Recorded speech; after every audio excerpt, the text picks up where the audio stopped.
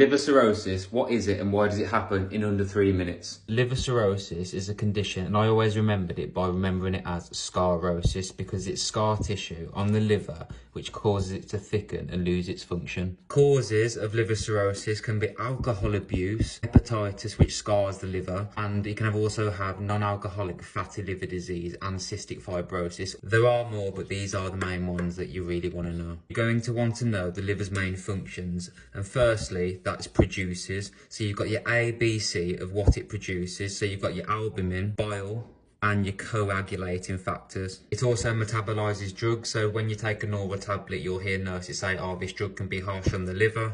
That's what they mean. So it gets metabolized first in the liver. It stores glycogen and it detoxes substances out of the blood, such as ammonia. And this is going to be very important when it comes to liver cirrhosis and the liver's main functions. So starting off with the producers of our ABC, albumin is a protein in the blood and it transports things around the body, such as drugs. It attracts water and it locks onto calcium. If albumin is not being produced, there's going to be more water in the body because it's not going to be there to be taken away, and this is what causes your ascites.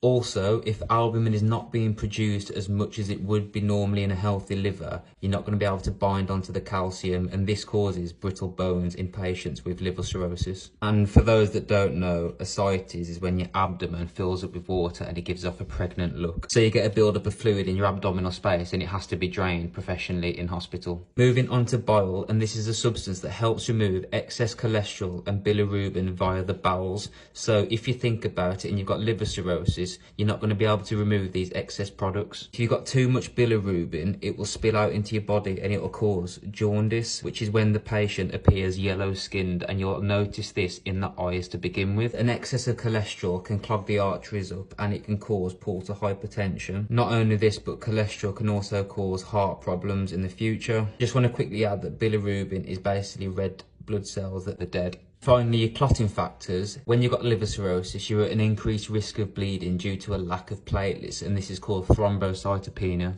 When a patient's got liver failure, you're very risk of them bleeding, and when you do a blood test, their clotting factors are probably going to be abnormal. You'll remember I mentioned detoxing substances out the blood earlier. Ammonia is a byproduct of protein metabolism. It's a waste product. What the liver does is it converts ammonia into urea, and it'll go through the blood system and it'll get excreted by the kidneys in the urine. This will show through a blood urea nitrogen test, which is what's done on patients who've got liver cirrhosis. If you've got liver failure, you cannot get rid of this ammonia, which is why the ammonia levels are so high on the blood tests. This high level of ammonia can cause encephalopathy, which is basically where ammonia is toxic for the brain and it can cause confusion or even a coma in patients with severe liver disease. Hope that's helped. There's not time to cover everything, but those are just a few things that the liver cirrhosis can do to the body and the massive effects it can have. So if you see a patient with liver cirrhosis, you'll have an idea of what's going on inside the body.